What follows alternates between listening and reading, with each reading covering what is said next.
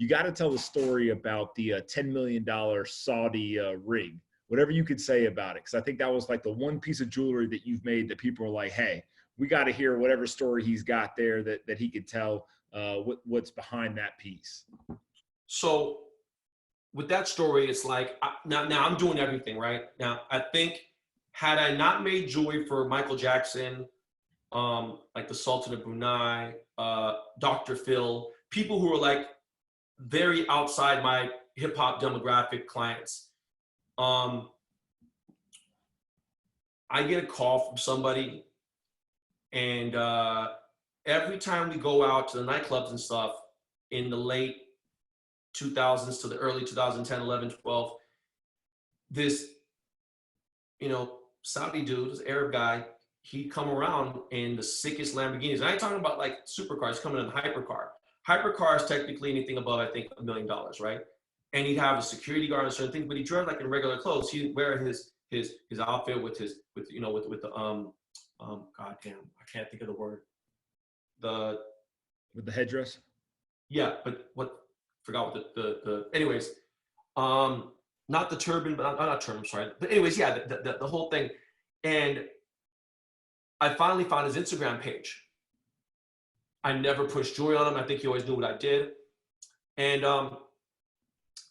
when I saw the page, I showed my boy, and I was like, hey man, what you know about Dubai and stuff? And I went to Dubai in 2008, but I never and I showed him this picture of my boy wearing all the traditional clothes. When he's in LA, he's not wearing that. Plus, he doesn't like pictures being taken of him, so no one ever takes pictures. They'll take pictures of the car, but he's not, it's part of their culture.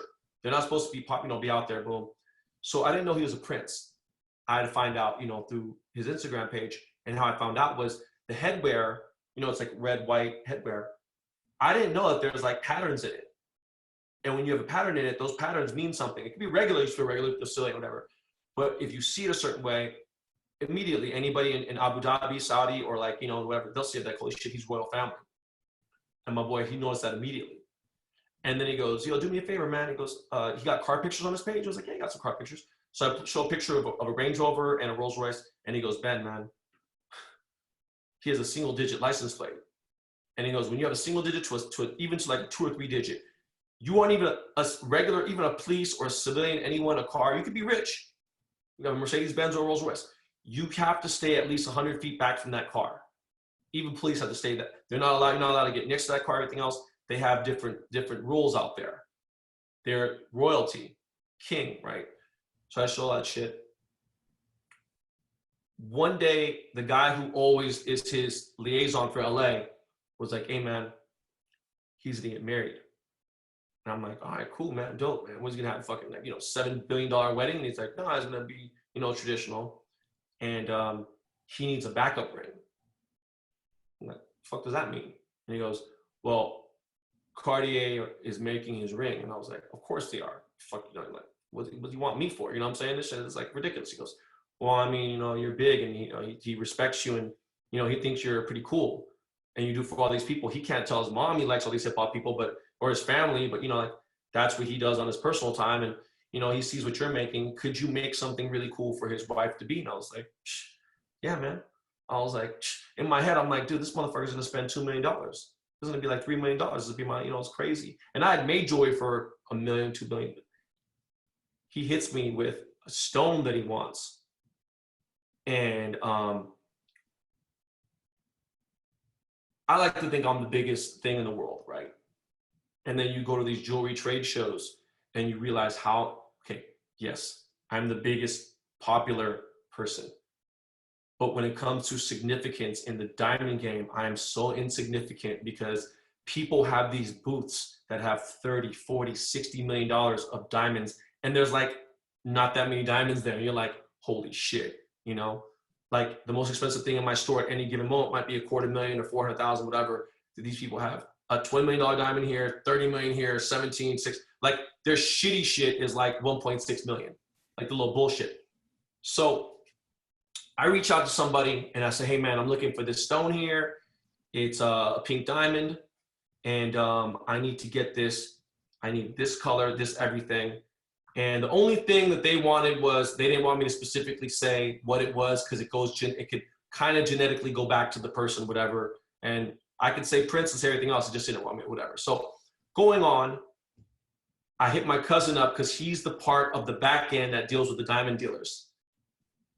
And we text, and he goes, all right. So he calls me, and I'm like, what's up, man? And he goes, is this a joke, or did you add an extra number on the back end? It was the first number. That's how big the diamond is. I was like, no, bro, it's both numbers. That's the number. And he goes, who the fuck is it? And I said, it's the Prince. And he goes, holy shit. Okay. Let's try to figure this out.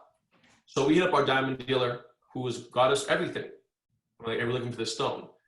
And the guy goes, get the fuck out of here. I was like, no, I'm looking for the stone. So now it became like a whole mission to find this stone.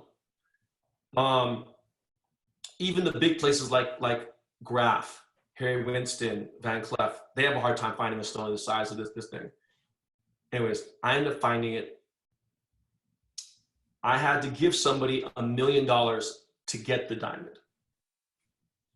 I'm talking about, they got $1 million for finding the diamond. Do you understand what I'm trying to say to you? Right? So my cost on the stone, which he understands, whatever it may be, was $6.5 million. So, you know, I made $2.5 million profit just off that ring. And it was fucking crazy. And just my flight there, which was the fucking worst flight I ever had. It was probably second worst flight I ever had in my entire life. Flew private. Private is cool. You're flying if you're on a really big like jumbo jet, yeah, go to New York private. That's not bad. If you're like in if you're in a G4 even, flying to like Vegas, you know, LA to Seattle, not bad. Flying to fucking Saudi Arabia is not fun in that motherfucker. Like, it was terrible. Refueling everything, scary shit. I get there, and I deliver the stone, and at that point, meet his mom, I meet the king, meet the sheik, you know, I meet them, they all see everything, boom. And they were like, wow, this is a beautiful stone. Mind you, it's fucking 90 something degrees outside. I'm dying. I can't cover my tattoos anymore. You know, I'm like, this is crazy. My head is shaved clean. I made sure I had everything else. My earrings, everything I was wearing was super classy. It's just, I had a fucking button down shirt on. And I'm like, bro, I gotta take my shirt. I can't do this. Oh, don't take, if you want to roll your sleeve, don't take your shirt off. You know what I mean? Because I'm like fucking, you know, I'm like all the way through. He's like, don't. And I was like, all right. His dad pulls me aside. He's like, hey man, I really appreciate it. You know, this is amazing. You know, leave your information. I was like, well, he has everything, you know. And so the $10 million ring was cool. He spent $10 million in a year with me just on gifts for his family members and shit like that. So it led to a whole different, you know, thing. When I go to Dubai now, and I was there 2 times last year, I was there, you know, a couple times before that. I enter a restaurant, let's say for instance, Zuma. Zuma's one of the, it's like, I think Zuma's better than Nobu. Zuma's like, you know, the high-end sushi place. And I'll be at Zuma in Dubai, and I'll order $1,100 worth of food with like another person or whatever. And then no bill will come. And they just knew, and they've taken care of it. I'll go into Cipriani in Dubai, which is much nicer than the original Cipriani on either 42nd or the one in Soho. It's crazy. Anywhere I go out there, it's like I have carte blanche. It's so amazing. It's just like it was a dope thing, you know. And to him, that's nothing. Like when this guy shows me his watches, he'll show me watches. I can even show John Mayer, but like, you ever seen this before? He goes, honestly, I haven't. But remember, I even get one-of-one custom bespoke watches made by Patek Philippe or by Rolex. These dudes are getting like, and it's notorious for Saudis. And like even some of the stuff that they have, some of the Gucci things they have, they were made by Gucci for them. And I'm like, holy shit, this was a fucking amazing thing. Being in the right place at the right time and, you know, being able to, but if I didn't find that diamond, he was going to get it from somebody else probably. He'd have to, because that's what she wanted. And on top of that, I would have never met his dad, you know? So it ended up being, it was a beautiful situation, man.